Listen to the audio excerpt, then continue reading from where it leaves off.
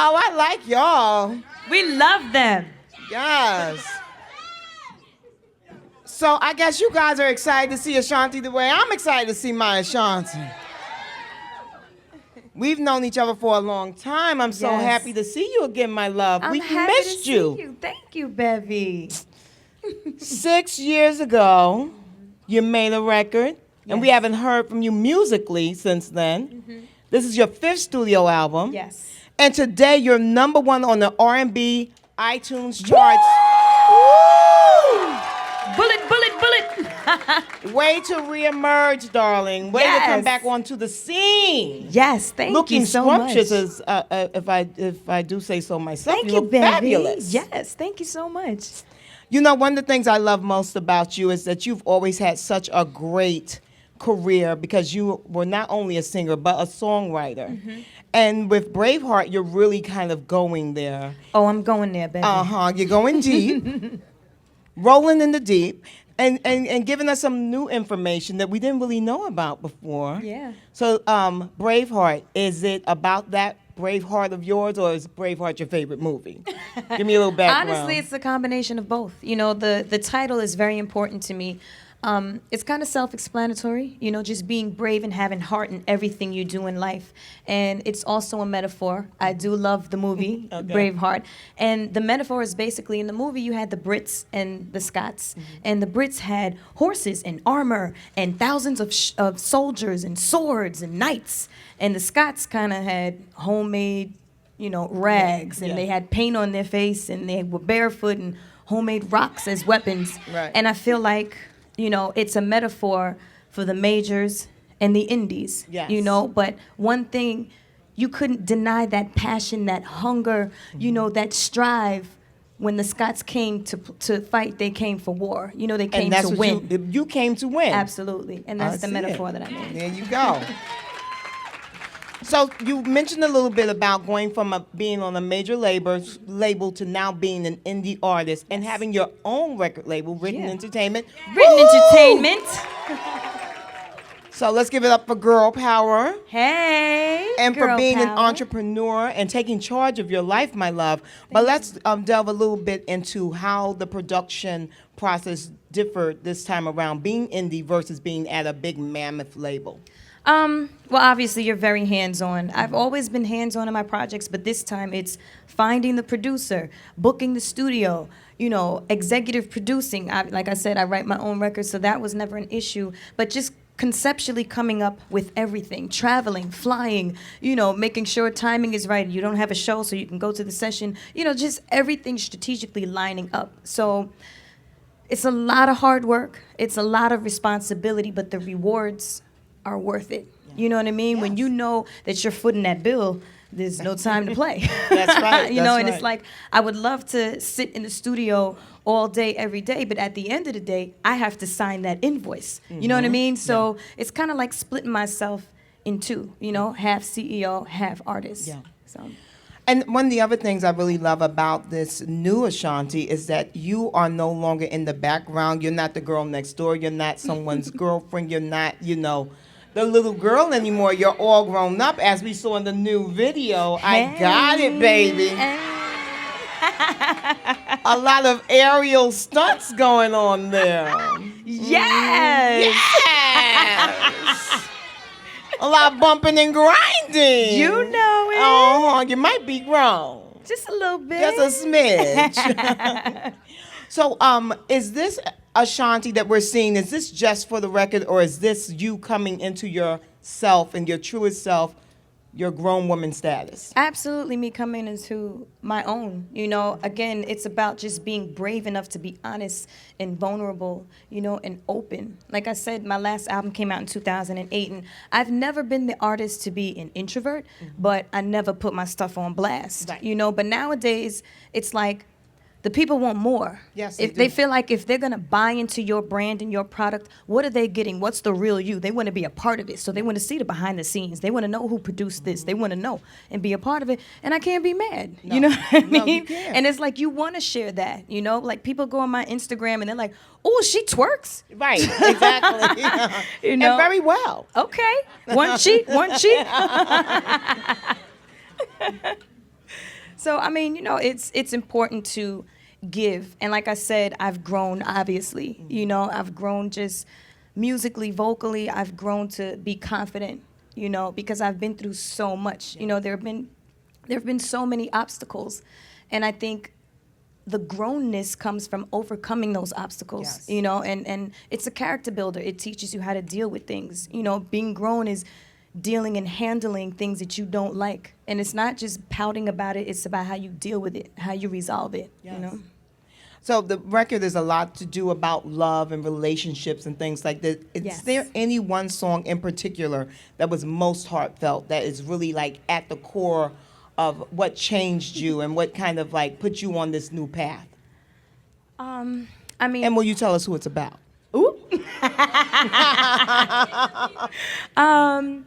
I mean, like I said, there are a lot of deep records on the album. The album kind of mirrors my life in the past few years, but the one record that is emotionally deep, I would say, is Scars. Yeah. Because it's a metaphor and it's so visual. When you think of a scar, you immediately think of being hurt. You think of it being painful, and then you think of it being a reminder, because scars stay. Yes. But they do heal. You know what I mean? So it's the word scar or being scarred, I feel, is very powerful. And the writer that I am, I like to be very visual. So when you're listening to my records, you can visualize what I'm saying, and you can feel it. Yes.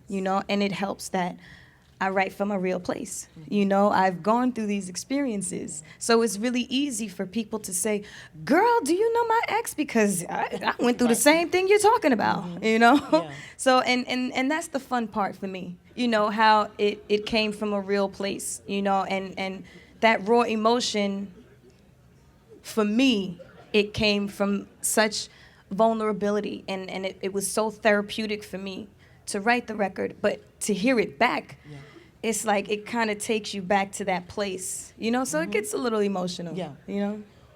But coming from that place and now arriving here, what's the biggest lesson that you can give to your female fans out there that might be going through the struggle that you had to go through the fire to get to the other side? I promise you, if you listen to Braveheart, it'll make things better. No, it's about just loving yourself first, understanding who you are, because if you're not happy with yourself, you can't make anyone else happy, and vice versa. If somebody is not happy with themselves, they can't make you happy. Right. So it's really important just to be confident and believe in who you are and what you are. Yes. Yes. All right. Hey. Did y'all take that in? Self-love is key. Key to preservation, right? Absolutely. So while you were away, you were acting, Army Wives, Uh-huh. your own fragrance, Yes. Precious Jewel. Precious Jewels, at Walmart. Yes. And you know what I always say, sell to the masses, live with the classes. That's right. So yeah, don't sneer at the Walmart connection.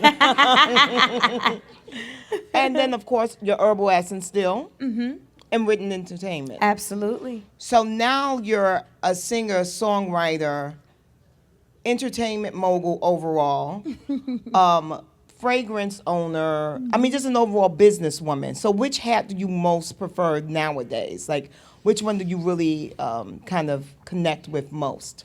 Honestly, if all I had to do was get up and make records, I would love that. I have the most fun in the studio just working with people. I like people that push me, and I'm competitive. And it's funny because when I first started, the guys in the studio used to make me write against rappers. And in the beginning, they didn't believe I was really writing. They thought I had a ghostwriter. Yeah. So they used to force me to come to the studio, and we would battle over beats. So it was like, if I wanted a particular track and Ja wanted one or Caddy wanted one, they would say, okay, whoever writes the best hook gets the beat, So I feel like my place and where I have my most fun and I'm that much more passionate about is being in the studio, writing and creating records. I think it's important for us to all note that Ashanti came back to music because she's passionate about it. Absolutely. Not because you needed the check. Absolutely not. Yeah. Which I think is so admirable because, it has been an arduous journey for you, Ooh. I mean, you went through a lot in the, You went through a lot. I mean, we can speak on it, baby. I'm cool. Okay. Braveheart, baby. This is a new era. Braveheart. Okay. Speak on it. Okay, we'll speak on it. You know, the breaking up with Murder Inc. and everything. What was that? How did that affect your life? Like, so how many steps behind did that just take you in your life? It was really hard. It was very tough because we're still a family, but we were a really close family. And regardless, it's always hard to see somebody or people that you really care about go through that kind of, drama. And it's like, it affected all of us. And then it affected us individually in our careers, in our families, in our own relationships, and business-wise for me, you get stuck with the guilty by association. And then you're caught in between, oh, you're being disloyal. And you have to look out for you and your family. You know what I mean? And I'm a female. Right. So it was a lot. It was really a lot. And you were the only female. Yes. You were the queen bee over there. You Exactly. were, and so that was really tough, I'm sure, at a lot of times, because you had your mom, of course, that you could always lean on, who's an amazing, strong woman. Absolutely. But, in the trenches there, you didn't have a creative counterpart to be there with you. Right, and I was flying, when I was filming John Tucker Must Die in Canada, I was flying back and forth to New York to go to the trial. I know. And in my contract, it said, do not leave Canada, period. Wow. I was leaving anyway, and sometimes Did that they gets... appreciate that? Some people did, Okay. and some people didn't. Okay. And I feel like sometimes that really went overlooked. And when people, it was like, Irv and Ja, when the indictment came, they were putting my face on the cover of Page That's 6 right. in the New York Times. And 'Cause I pretty wasn't sells. indicted. Pretty sells, though, baby. But I wasn't indicted, but yet my picture was on the newspaper. Yeah. So then, when we're trying to get deals and ad campaigns and more perfume deals and clothing lines, suddenly those people stop returning calls and stop answering emails because of those newspapers and the fact that I'm going to the trial, but yet I'm not loyal. Yeah. You know what I mean? So it was hard not only to go through this in the public, but it was hard internally for all of us to deal with it. Yeah. You know what I mean? Some of us weren't even speaking on speaking terms while the trial was going on. Wow. So it was hard. And I think that I'm glad that we get a platform like this to talk about it, because sometimes people forget. Oh, you know? yeah. So you guys have had resolution. You've kind of made your peace. Yeah. Oh, that's great. Yeah, That's awesome. absolutely. Good I spoke hear. to Ja before he went in. We had like a 3-4 hour conversation, and we yelled at each other, and we laughed, and we cried, and hoorah. And I spoke to him last night. You know what I mean? good. So we're good. Yeah. We're in a good place. Good. And then, of course, the other big thing that we know about from blogs and things like that is your epic relationship on and off again with Nelly. And well, we don't, if she wants to spill the tea, we'll gladly sip at it, but it's not a requirement. I'm simply going to ask politely. Is there a song or 2 or 10 on the album that might have been inspired by that gentleman? I mean, to be 100% honest, as I said earlier, the record is a mirror of everything that I've gone through in the past year or two. So are there songs inspired by us and him? Absolutely. Yeah. 100%. It wouldn't make sense for them not to be inspired if that's what was real. Yeah, You know what I mean? exactly. So, yeah.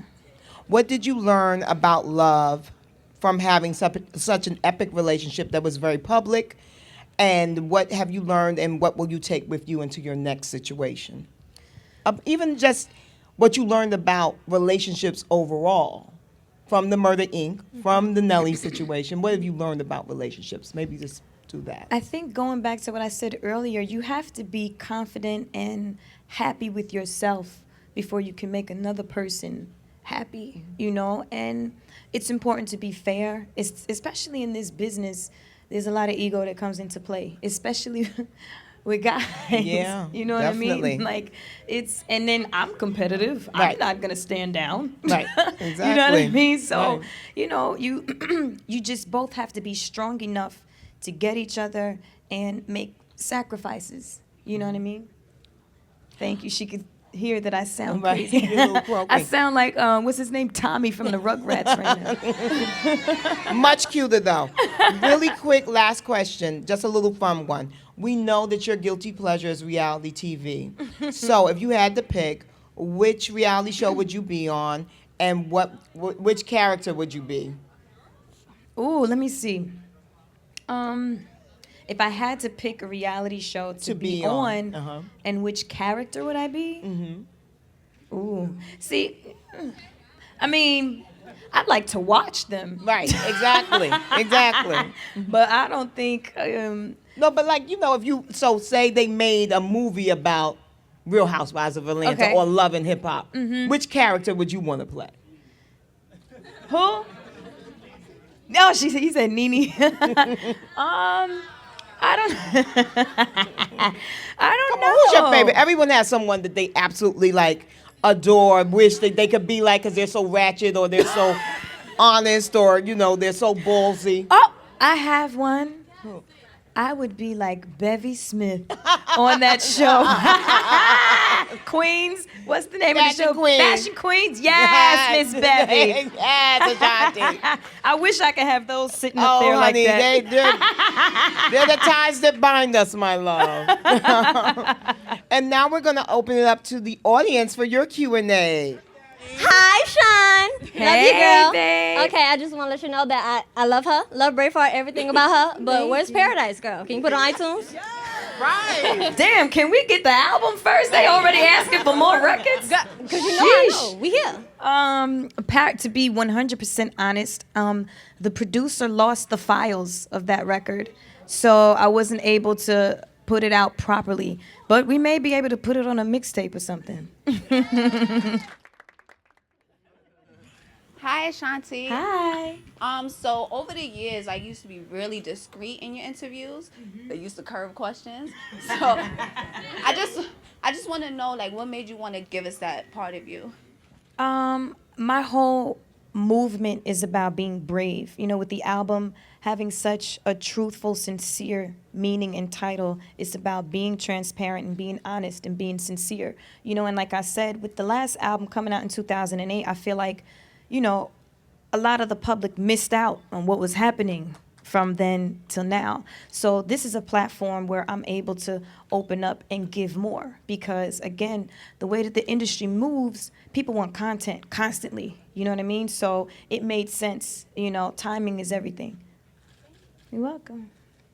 Hi, Sean. Hey, Ray Ray. All right, so first of all, congratulations Thank on you. everything. Thank you so much. Yes.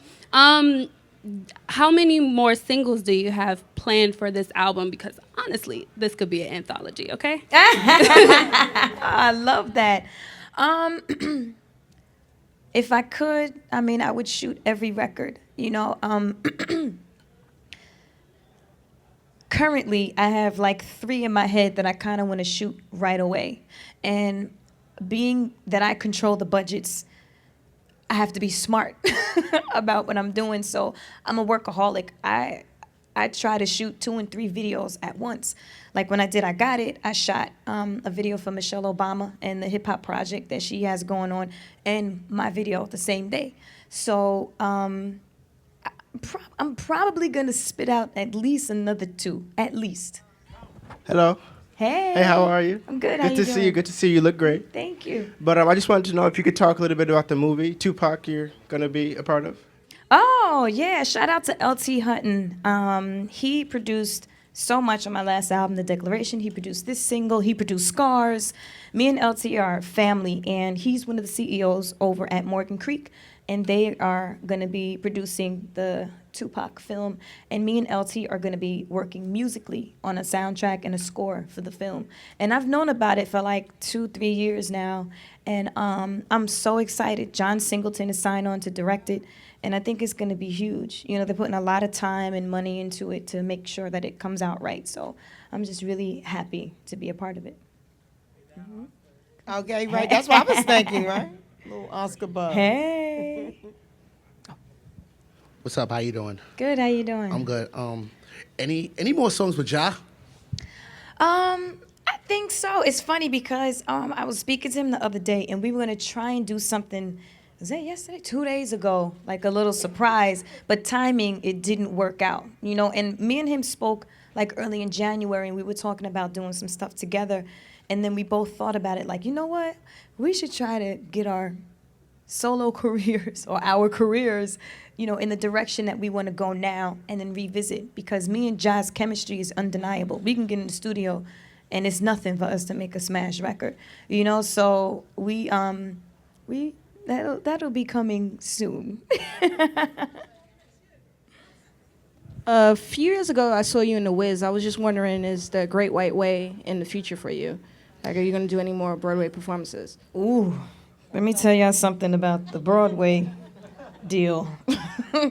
I have so much respect for Broadway actors because that is not a game. It's like, what is it, 6 days a week and 8 shows, 2 on Wednesday and 2 on Saturday.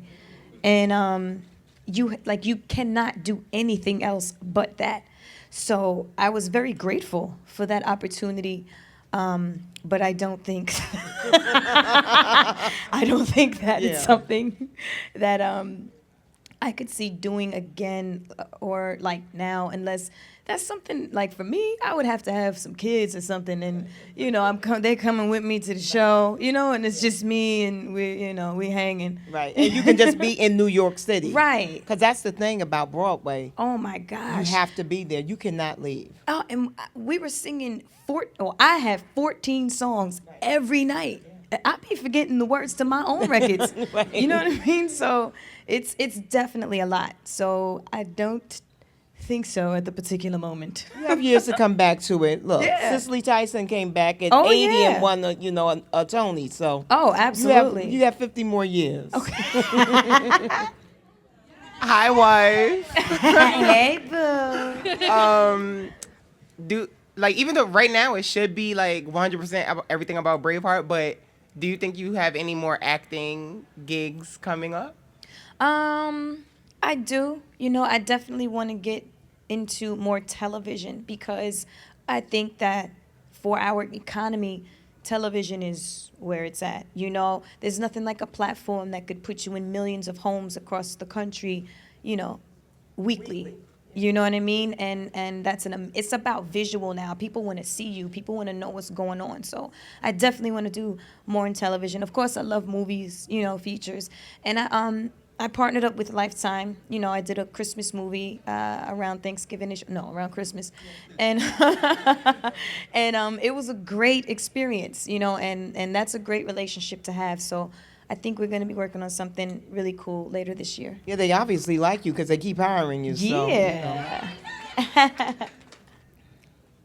Hi, Ashanti. I love you. I love you too. I was wondering if you're going to do a tour for this album. Absolutely. Absolutely. I was talking to some of my bookers the other day, and it's really cool because we have these guys over in Milan that kind of reached out to kick off, an overseas tour. But I want to do something like this is dope. You know what I mean? Like this setting and, you know, the energy. I want to do something like House of Blues, you know, just something to kind of reacquaint, you know, sometimes 500 people, intimate, sexy, like you. Right. Huh? Blue Note? Blue Note is better than House of Blues? Oh, Blue Note's real small. That's 125 people. I don't know about a $1.25. Yeah, she got to make some coins, honey. Yes. Got to sell some tickets, hunty.